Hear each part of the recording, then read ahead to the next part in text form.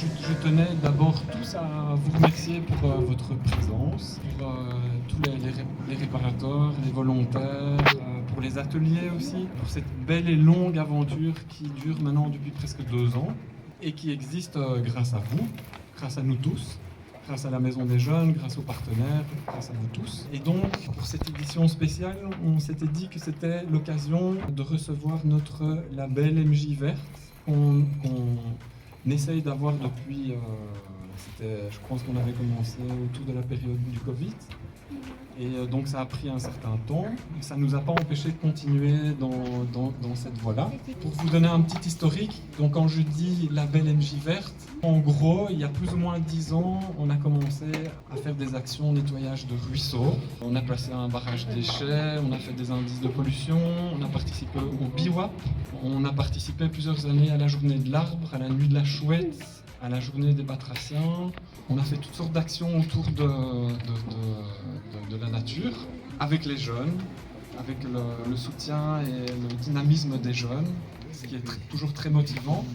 Et donc, on a la chance aujourd'hui d'accueillir Alexis qui vient spécialement nous remettre ce label en main propre pendant le Ripper Café, donc c'est vraiment une belle opportunité pour nous. Et donc on a la chance aussi d'avoir des jeunes, dont Rohan, ça fait plusieurs années qu'il suit toutes les actions qui rentrent en compte dans la MJ Verte. Donc il va vous expliquer un peu ses expériences et son parcours.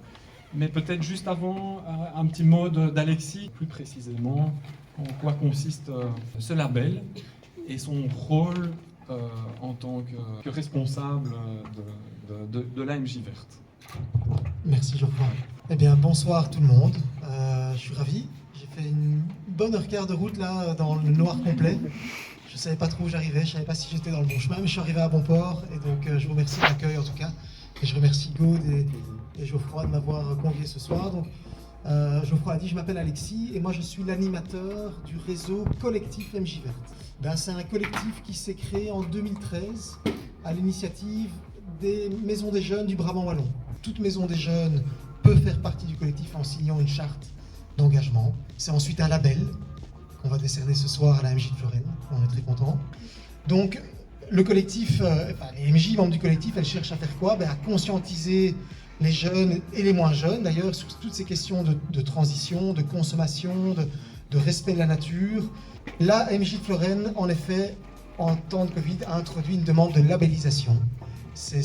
On donne cette possibilité aux MJ qui sont fortement impliqués dans toutes ces questions-là, d'un moment aller vers une reconnaissance, ma foi symbolique, mais tellement importante. Sur le collectif 65 maisons des jeunes, il y en a seulement 16 qui sont labellisées. Donc c'est vous dire à quel point c'est quand même quelque chose d'assez sacré, qu'on ne prend pas à la légère. Et donc la cellule du label du collectif est venue au mois d'avril, c'était déjà au mois d'avril, et sont revenus dithyrambiques en disant mais il n'y a pas de souci, c'est super tout ce qui se passe à Florenne.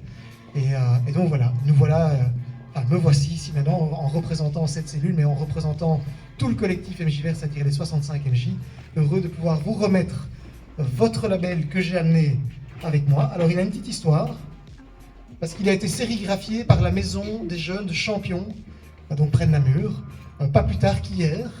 Et donc, très heureux de vous le remettre. Et je crois que je vais te le remettre à toi, Ron. Donc, voilà, bravo à la MJ de Forêt. Je crois qu'il mérite une série d'applaudissements. Donc voilà, bonsoir. Merci beaucoup. Ça fait énormément plaisir. Ça fait très longtemps qu'on espère l'avoir. C'est une grande fierté maintenant. Du coup, moi, ça fait un long moment aussi que je suis dans ce projet-là, donc dans toutes les idées éco-citoyennes.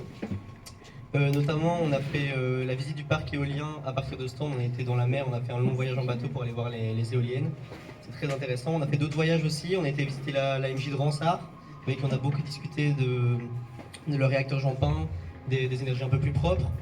On a été à la maison du développement durable à Louvain-la-Neuve, il y a longtemps aussi. On avait appris plein de choses, c'était très intéressant. On a beaucoup plus d'implications maintenant dans ces idées éco-citoyennes et dans la nature, à travers les jeunes, à travers l'équipe, le conseil d'administration, pardon. On a 3 représentants du comité développement durable. C'est génial, ça prend beaucoup d'ampleur à l'AMJ, on est très investis et c'est super et on espère qu'on va encore continuer comme ça, voire encore plus. Du coup maintenant on est sur le sujet principal d'aujourd'hui, c'est le Repair Café. Ça fait déjà 2 ans maintenant et on est à plus ou moins 500 kg de déchets évités. Donc je pense qu'on peut vraiment se dire bravo, vous avez fait ça vraiment bien. Bravo. Donc aussi un peu lié à ce Repair Café, on a notre Smooth Cycle, le vélo à smoothie qu'on ira voir tout à l'heure. Ah oui.